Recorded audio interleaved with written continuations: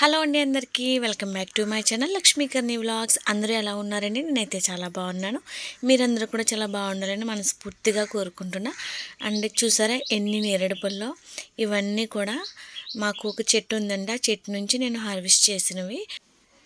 చూసారా ఇది మా చెట్టు అండి. అంత పెద్దగా ఏమీ ఉండదు, కానీ మ్యాక్సిమం చెట్టు అంతా పక్క వాళ్ళ ఇంట్లో అప్పటికే ఉంటుంది.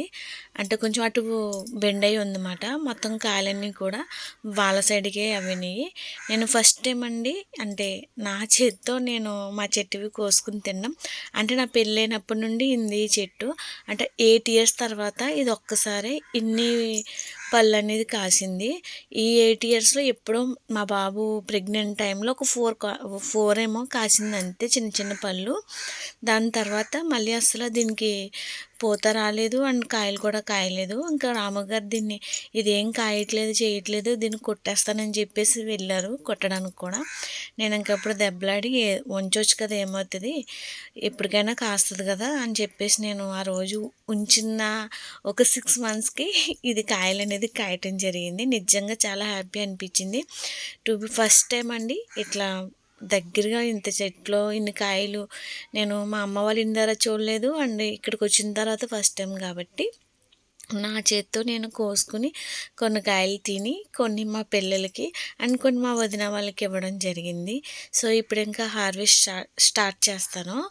అంటే కొన్ని కాయలు అందేలా ఉన్నాయి, కొన్ని అయితే కర్రతో కొడితే కింద పడ్డవి ఉంటాయి కదా.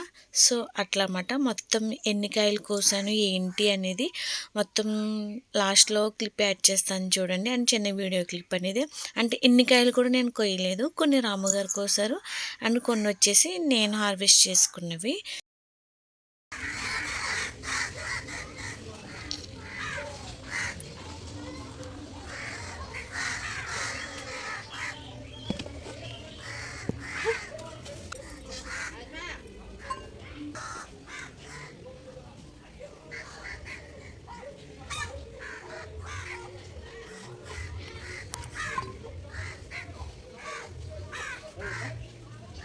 మీ అందరికీ కూడా ఒక చిన్న రిక్వెస్ట్ అండి. ఫస్ట్ టైం ఎవరైనా నా వీడియో చూస్తున్నట్లయితే ప్లీజ్ నా వీడియోని లైక్ చేయండి అండ్ ప్లీజ్ నా ఛానల్ని సబ్స్క్రైబ్ చేసి సపోర్ట్ చేయండి.